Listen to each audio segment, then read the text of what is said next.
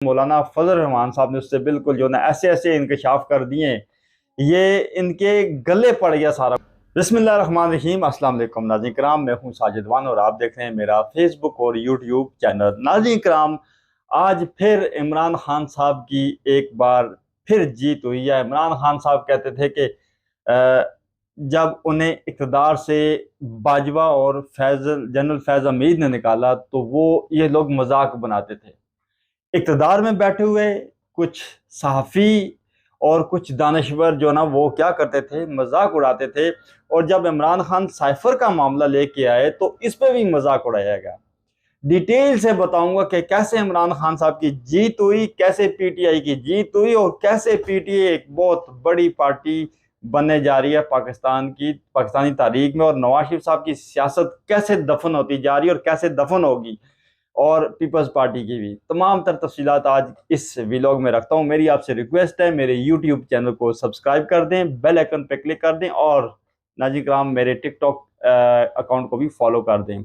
आपका एक सब्सक्राइबर, आपका एक लाइक, एक शेयर हमें मोटिवेट करता है। हम इंशाल्लाह मज़ीद अच्छी अच्छी वीडियोज़ और अच्छी अच्छी स्टोरीज़ और हक़ाइक़ पर मबनी खबरें आप तक पहुँचाते रहेंगे। सबसे पहले स्टार्ट कर लेते हैं इमरान खान साहब के बयानिए की। और इससे पहले एक बहुत बड़ी अहम डेवलपमेंट हुई आज कल जो ना वो इमरान खान साहब के साथ वकला की जो उनकी चेयरमैन है मौजूदा, और उनके और शेर अफजल मरवत साहब ने, इन तमाम तर लोगों ने इमरान खान साहब से मुलाकात की। और इसमें इमरान खान साहब ने बाकायदा तौर पे तमाम पीटीआई के लोगों को, तमाम पीटीआई के कारकुनान को और पूरे पाकिस्तान और पाकिस्तानी अवाम को ये पैगाम पहुंचाया है कि हफ्ते वाले दिन आप घर से बाहर निकल आएँ एहतजाज के लिए। इस जो ना वो जो रिगिंग हुई है, ये जो इलेक्शन चोरी हुई है, इसके खिलाफ नवाज शरीफ साहब की जो ना वो जो सीट पे उनने अपने जो ना एक खेल, मैं समझूंगा इसको खेल खेला गया था। यानी नवाज शरीफ साहब की एक सीट तो इलेक्शन कमिश्नर ने जो ना उस पर तो फैसला कर दिया, वो तो मानसेरा वाली जो सीट थी वो तो जीता हुआ था। इन्होंने वैसे ही जो ना वो उस पर कहा, ये यानी हिसाब लगाएं, एक बंदा खुद इलेक्शन चोरी कर रहा है और वो चोर दूसरे को कह रहा है कि आप मेरा इलेक्शन चोरी, आप मेरी सीट चोरी कर रहे हैं। यानी उसमें इलेक्शन कमीशन में नवाज शरीफ साहब ने जो है ना वो दरख्वास्त दी थी कि मानसरा वाली जो सीट है उस पर दोबारा गिनती करवाई जाए, और ये सब कुछ तो इलेक्शन कमीशनर ने वो दरख्वास्त जो है ना वो मुस्तरद कर दी। लेकिन अच्छा, इसमें जो नवाज शरीफ साहब की दूसरी सीट है यास्मीन राशिद साहिबा की, वो सीट भी बहुत जल्दी आप देखेंगे कि वो भी जो है ना उनसे छीन जाएगी। अच्छा, अब बात कर लेते हैं इमरान खान साहब के बयानिए की। इमरान खान साहब ने ये कहा सबसे पहले कि उन्हें जनरल बाजवा ने निकाला, वो भी अमेरिका की साजिश से, यानी अमेरिकी साजिश के साथ जनरल बाजवा ने निकाला। आज वो बात कैसे साबित हुई है ये मैं आगे चल के बताता हूँ इसी व्लॉग में और अभी आगे। तो दूसरी तरफ इमरान खान साहब का ये कहना था कि साइफर है यार। साइफर पे पहले थोड़ी सी बात कर लेते हैं। साइफर पे जब वो साइफर आया था उसमें कुछ सहाफ़ी, उसमें एक तो पाकिस्तान के जो ना वो मुख्तलिफ जो सहाफ़ी और सलीम साफ़ी साहब ने ये कहा था कि अगर ये साइफर मामला सच हुआ तो मैं साफत छोड़ दूंगा। आहिस्ता आहिस्ता बातें जो वो निकलती आ रही हैं, आहिस्ता आहिस्ता इमरान खान की जो ना वो जो जो कहते थे उस पर मोहर लगती जा रही है। और ये सब लोग जितने करप्ट विद साफ़ी विद जर्नलिस्ट जो इनके बयानिए को लेके आगे दफा कर रहे होते हैं, ये तमाम तर लोग फंसते चले जा रहे हैं, यानी इनके दफन होता जा रहा बयानिया।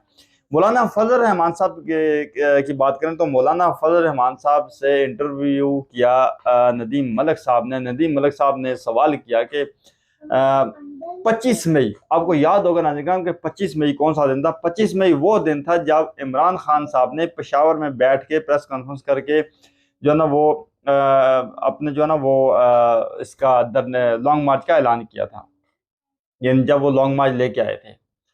तो उस वक्त कहा यह गया था कि अगर इमरान खान साहब लॉन्ग मार्च ना लेके आते तो शहबाज शरीफ साहब इस्तीफे के लिए तैयार हो गए थे, यानी वो इस्तीफे के लिए भी तैयार हो गए थे। और शहबाज शरीफ साहब को तकरीर भी लिख के दे दी गई थी कि आप तकरीर करें और इस्तीफा दें।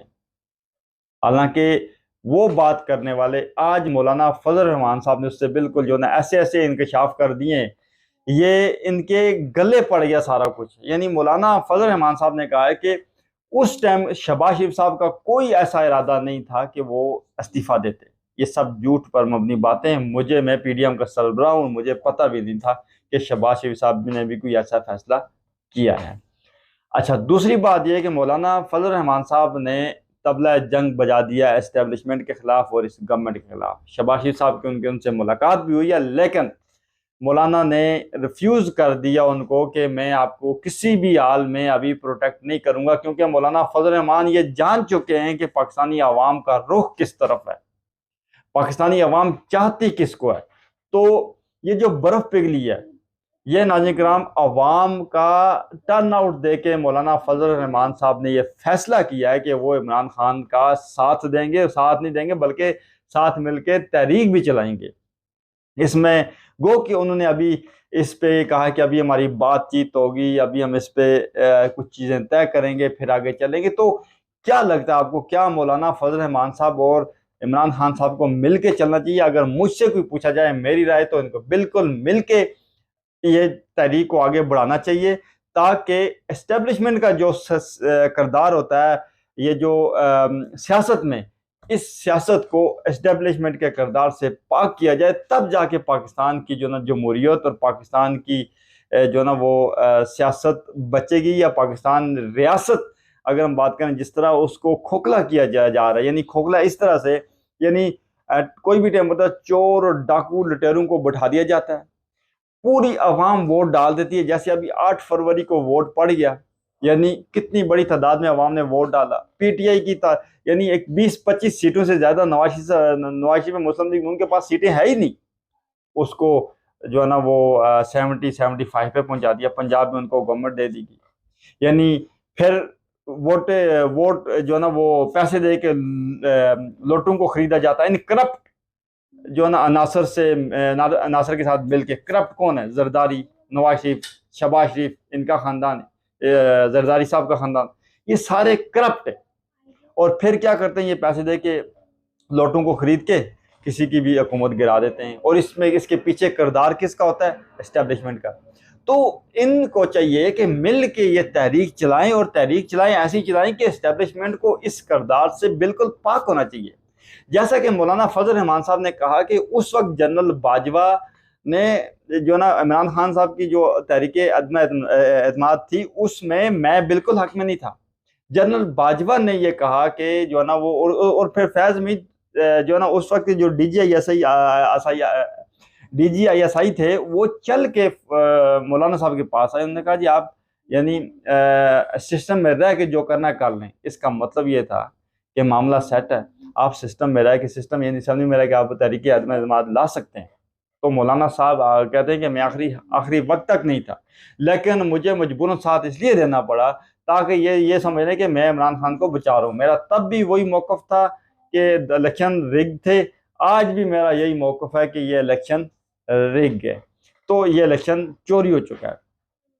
तो उनसे पूछा गया कि पीटीआई के साथ आपका जो है ना वो आगे क्या रिलेशन बनता देख रहे हैं। तो बैरिस्टर गौहर और उनकी जो ना सरबराही में 5 रुकनी वफद जो ना वो आज मौलाना साहब, कल मौलाना साहब से, जब ये मैं व्लॉग आप रिकॉर्ड कर रहा हूँ, अभी तक नहीं मुलाकात हुई, लेकिन हो सकता है इस व्लॉग के दौरान वो मुलाकात जारी हो, फिर उसका एलानिया भी आपके सामने आ जाएगा। तो इनसे मुलाकात होने जा रही है पाकिस्तान तहरीक इंसाफ के वफद की। तो आगे क्या रिजल्ट निकलता है, तो ये वो उसकी प्रेस कॉन्फ्रेंस के बाद ही, उनकी प्रेस रिलीज के बाद ही पता चलेगा।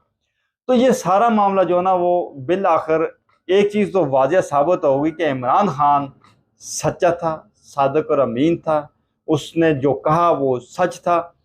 एक फैसला मैंने हमेशा अपने व्लॉग में यह कहा कि एक फैसला ये लोग करते हैं, एक फैसला ऊपर बैठा रब करता है। जो फैसला वो करता है वो 100% सही होता है। और इमरान खान को इस हद तक जो जनरल बाजवा और फौज ने मिलकर निकाला, इस हद तक इमरान खान का बयानिया सच साबित हो गया। अभी आहिस्ता आहिस्ता और बातें भी निकलेंगी, और साइफर के मामले में भी आइंदा आने वाले दिनों में आप देखेंगे कि वो मामला भी अवाम के सामने आ जाएगा कि वो भी हकीकत थी कि अमेरिका के कहने पे अमेरिका ने वो साइफर भेजा और जनरल बाजवा ने उस पर इम्प्लीमेंट करवाया।